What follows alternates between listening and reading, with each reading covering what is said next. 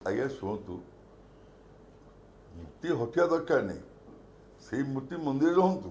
ଭଗବାନ ଜଗନ୍ନାଥ ସିଏ, ତାଙ୍କୁ ମୁଁ କହୁଥିଲି ରଥକୁ କିଏ ଯିବେନି।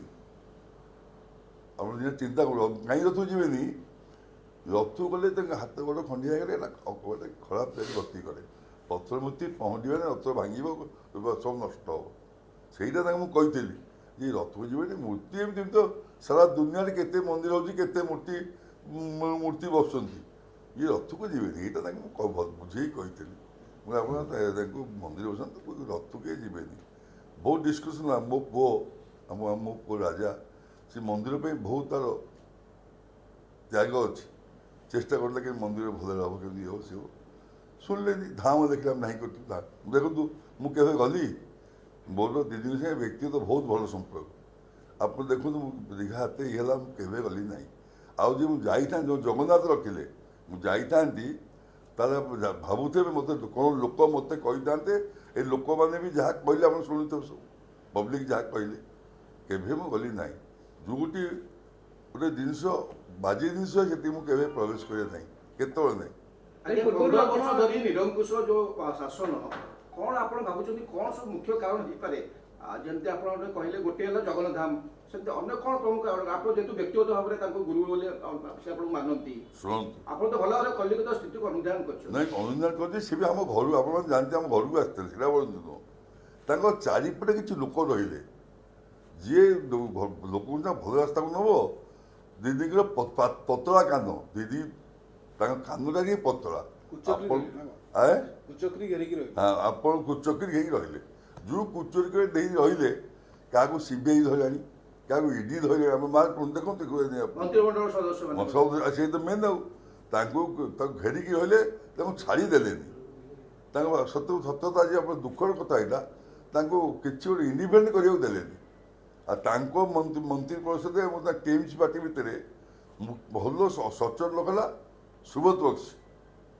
ତାଙ୍କ ପରାମର୍ଶ ବି କେହି ନେଲେନି। ଲାଷ୍ଟକୁ ତା ରାଜ୍ୟସଭା ସିଟ୍ କାଢ଼ି ଦେଇକିରି ତାକୁ ଡୁମିକିରି ବସେଇଲେ। କିନ୍ତୁ ତାଙ୍କର ରାଜ୍ୟସଭା ସିଟ୍ କାଢ଼ିଲେ ଏଇଟା ବୁଝିବେ, ଏଇଟା ପବ୍ଲିକଲି ସମସ୍ତେ ଇଏ କଲାରେ ସୁବ୍ରତ ବକ୍ସି ମାନ ଲୋକ ଚୁପଚାପ ହେଇଗଲା। ଇଏ ଆସିଗଲେ, ସବୁ ଜାଣିଗଲେ, ଯେତେ ଗୋଡ଼େଇଲେ ଜାଣିଗଲେ। ସୁବ୍ରତ ବକ୍ସି ଆମ ଘରକୁ ଆସିଲେ ପଚାରିବେ, ତାଙ୍କୁ ମୁଁ ବୁଝେଇଛି। ମୁଁ ନାଇଁ, ଆମ ପାର୍ଟି ଛାଡ଼ିବେ, କାହିଁ ଯିବେ। ଗୋଷ୍ଠୀ ଘେରି ରହିଥିଲେ, ଇଏ ଗୋଟେ କାରଣ। ଆଉ କ'ଣ ଆପଣଙ୍କ କର୍ମୀଧାନ? ଆପଣ ଯେହେତୁ ଏତେ ଓତପ୍ରୋତ ଭାବେ ଜଡ଼ିତ, ପରାଜିତ ହେଇସାରିଛି, ସମସ୍ତେ ସ୍ୱୀକାର କରିବେ ଗଣତାନ୍ତ୍ରିକ ପଦ୍ଧତିରେ, କ'ଣ କାରଣ? ତ ପୁଣି ଏଇ ତ କାରଣ। ଏଇ ଯେ ଆପଣ ଆମେ 10 ଜଣ ଅଛୁ, ଆମେ ଚାହିଁବା ଉନ୍ନତି ହଉ। କିନ୍ତୁ ସେଠି କିଛି ନେତା ଥିଲେ, ସେମାନେ ନିଜ ସ୍ୱାର୍ଥକୁ ନିଜେ ଦେଖିଲେ। ଆପଣ ମୁଁ କହୁଛି, କହିବାଟା ନୁହଁ ମୋର, ସେମାନଙ୍କୁ ଗୁରୁ, ମୁଁ ତାଙ୍କୁ ଭଲ ପାଏ। ଆପଣ ଦେଖନ୍ତୁ, ହଜାର ହଜାର କୋଟି ଟଙ୍କା ସ୍କାମ୍, ହଜାର କୋଟି ଟଙ୍କା। ସେ କାହାର? ପବ୍ଲିକ୍ ନାହିଁ।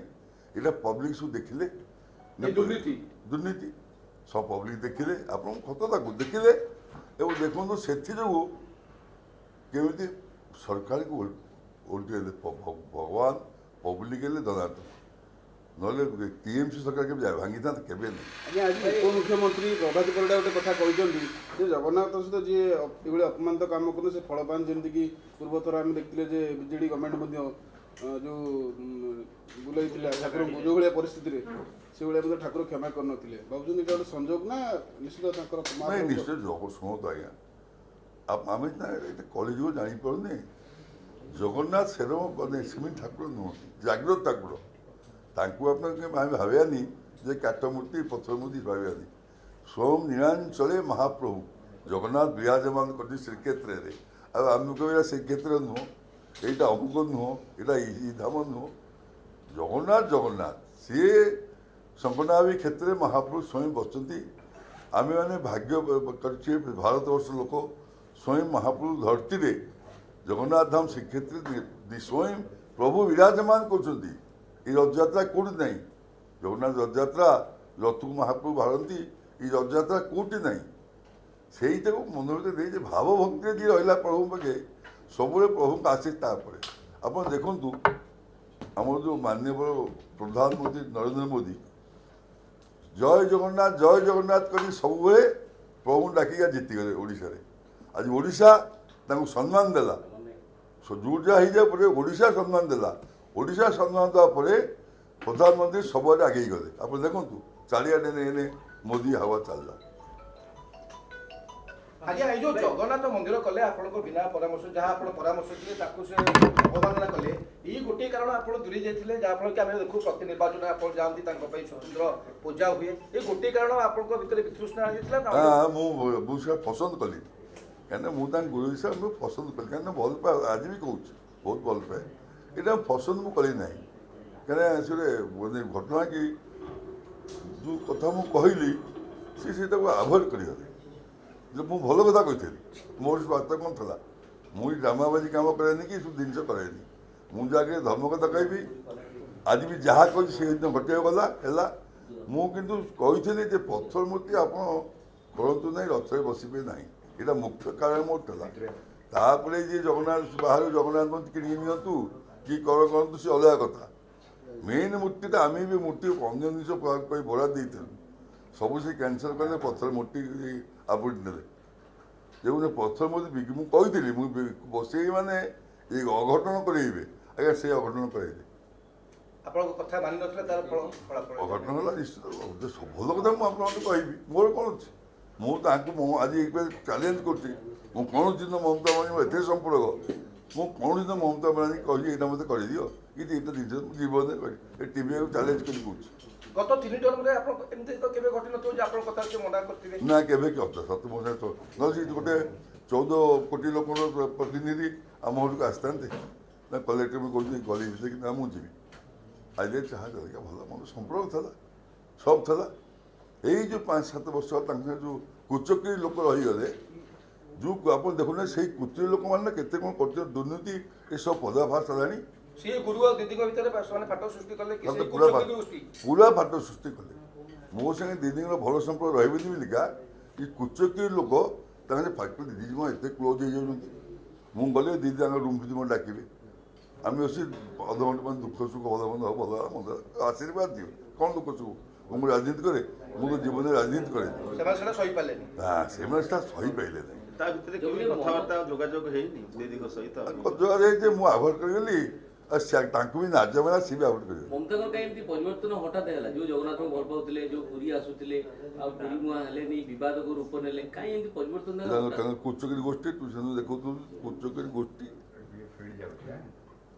କୁଚକରୀ ଗୋଷ୍ଠୀ ଆଉ ସତ ତାଙ୍କ ମନ୍ତ୍ରୀ କିଛି ଅଛନ୍ତି କିଛି ଅଫିସର ଅଛନ୍ତି ସେ ଦେଖିଲେ ଏତେ କିଛି କାରଣ ନାହିଁ ଏତେ ସୁସମ୍ପର୍କ ଦୁଆରି ଅଧର ପ୍ରସ୍ତୁତି ହେଉଛନ୍ତି ଆଜ୍ଞା ସେଇ କୁଚକ୍ରୀ ଗୋଷ୍ଠୀ କ'ଣ ଆପଣଙ୍କୁ 7 ବର୍ଷ ହେଲାଣି ଦୂରେଇ ଦେଇଥିଲେ ହଜମ ନାହିଁ ମୁଁ ନିଜେ ଦୂରେଇଗଲି ସେ କ'ଣ ଦୂରେଇ ମୋତେ ସେମିତି ପରିସ୍ଥିତି ହଁ ସେମାନେ ହଜମ କରିପାରିଲେ ଆମ ଭଲ ପାଇବାଟା ସେ ହଜମ କରିପାରିଲେ ଯୋଗୁନି ମନ୍ଦିର ପରିକଳ୍ପନାଟା ଆପଣଙ୍କ ପାଖରୁ ସେ ଶୁଣିଥିଲେ ମୁଁ କରିବି ବୋଲି ଜଗନ୍ନାଥ ମନ୍ଦିର ଆପଣ ମୁଖ୍ୟ ଥିଲେ ଯେ ମନ୍ଦିର ମୁଁ ଦେଲି ଆମ ପୁଅ ରାଜା ଥିଲା କେମିତି କ'ଣ କରାଯିବ ସେ ଅଫିସର ସେ ବଦଳି କରିଦେଲେ ଆଚ୍ଛା ମନ୍ଦିର ସବୁ ମୁଁ ଗୋଟେ କଥା କହିଥିଲି ଆପଣ ପଥର ମୂର୍ତ୍ତିଟା କରନ୍ତୁ ନାହିଁ ମୋ ସୁବ୍ରତ ବକ୍ସି ମୋ ପାଖରେ ଆସି ପଚାରିଲେ ମୁଁ କହିଲି ଆପଣ କହିଦେବେ ମମତାକୁ ମମତା ପଥର ମୂର୍ତ୍ତି କରନ୍ତୁ ନାହିଁ କହିଲେ ପଥର ମୂର୍ତ୍ତି କଲେ ନିଶ୍ଚିନ୍ତ ଏଇଟା ଅଘଟଣ ଘଟିବ ଠିକ୍ ହେବ ନାହିଁ ସେ ଶୁଣିଲେନି ଶୁଣିଲେ ନାହିଁ ଏମିତି ଯେ ପୂଜା ହେଲା ପୂଜା ପାଠ ହେଲା ମୂର୍ତ୍ତି ସ୍ଥାପନ କରାଗଲା ଇଏ କିଛି ମିଳେ ଏସବୁ ଆଜି ଆପଣ କହିଲେ ପୂଜା ପାଠରେ ଭାଣ୍ଡାମୀ କାମ ସବୁ ହେଲା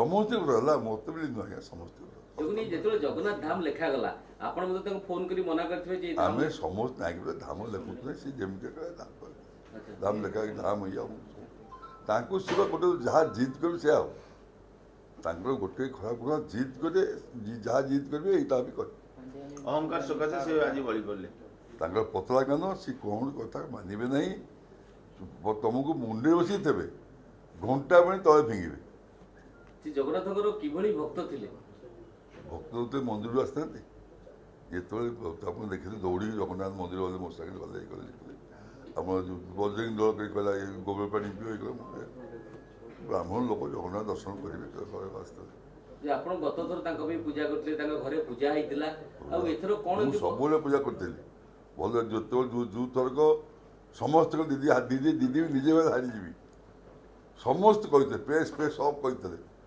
ମୁଁ ଏକମାତ୍ର ପୂଜା କରିଥିଲି ପ୍ରେସ୍ରେ କହିଥିଲି 100% ଜିତିବେ 200 ଭୋଟ୍ରେ ଆସିବେ ସେତିକି ହେଇଥିଲା ମୋ ଜଗନ୍ନାଥଙ୍କ ଲୋକ ଯେତେବେଳେ ଜଗନ୍ନାଥ ବୋଧେ ଲାଗନ୍ତି ମୋ ପାଟିରୁ ଯାହା କଲେ ସେୟା ହବ ଏଇଟା ସତ୍ୟସିଦ୍ଧ କଥା କ'ଣ ନାହିଁ ଅହଙ୍କାର କିଛି ନାହିଁ ଏଥର ବି ଶୁଭେନ୍ଦୁ ଅଧିକାରୀ ଆଶୀର୍ବାଦ ନେଇଛନ୍ତି ଆପଣ ଆଜ୍ଞା ଶୁଭେନ୍ଦୁ ଅଧିକାରୀ ଆଶୀର୍ବାଦ ନେଇଛନ୍ତି শুভেন্দু সাহেব ଭଲ ସମ୍ପର୍କ ଆଜି ନୁହଁ শুভେନ୍ଦୁ ସେ ଟିଏମ୍ସି ଥିଲେ শুভେନ୍ଦୁ ସାହେବ ଆମର ଭଲ ସମ୍ପର୍କ ଆଜି ଆପଣଙ୍କୁ କହିଲି ଆଶୀର୍ବାଦ ଦେଇଛି ସବୁ ମୁଁ ଭଲ ଲୋକ ମୁଁ ଦିଦିଙ୍କୁ କହିଲି শুভେନ୍ଦୁଙ୍କୁ ଛାଡ଼ନ୍ତୁନି ଯେତେବେଳେ শুভেন্দୁ ଆଇଲେ ଦଳରୁ ମୋ ମମତା ନେଇ କହିଥିଲି শুভেন্দୁଙ୍କୁ ଛାଡ଼ନି ଆଜ୍ଞା ସେ ଯଦି ମୁଖ୍ୟମନ୍ତ୍ରୀ ହେବେ ଆଶା କରୁଛନ୍ତି ଯୋଉ ଦୁର୍ନୀତି କଥା ଆପଣ ଉଠଉଥିଲେ ଯେ କୁଚକ୍ରୀ ଗୋଷ୍ଠୀ ଏତେ ଦୁର୍ନୀତିରେ ଲିପ୍ତ ଥିଲେ ଯାହାଫଳରେ କି ଟିଏମ୍ସିକୁ ଏଭଳି ଫଳ ମିଳିଲା ଯଦି ଇଏ ହୁଅନ୍ତି ମୁଖ୍ୟମନ୍ତ୍ରୀ ତାହେଲେ ପଶ୍ଚିମବଙ୍ଗରେ କିଛି ପୁଣି ପରିବର୍ତ୍ତନ ହବ ପୁରା ପରିବର୍ତ୍ତନ ମୁଁ ଦେଖନ୍ତୁ ଆପଣଙ୍କୁ କହିଲେ ଆଜି ସବୁ ଦୁର୍ନୀତିଗ୍ରସ୍ତ ଲୋକଙ୍କୁ ସେମାନେ ଧରିବେ ଜମା ଛାଡ଼ିବେ ନାହିଁ ଟିକେ ସରକାର ହେଇଯାଆନ୍ତି ମୋତେ ଆପଣ କହିବେ ଅଲରେଡ଼ି କେତେ ଲୋକଙ୍କୁ ଧରି ସାରିଲେଣି କେତେ ଲୋକଙ୍କୁ ଧରି ସାରିଲେଣି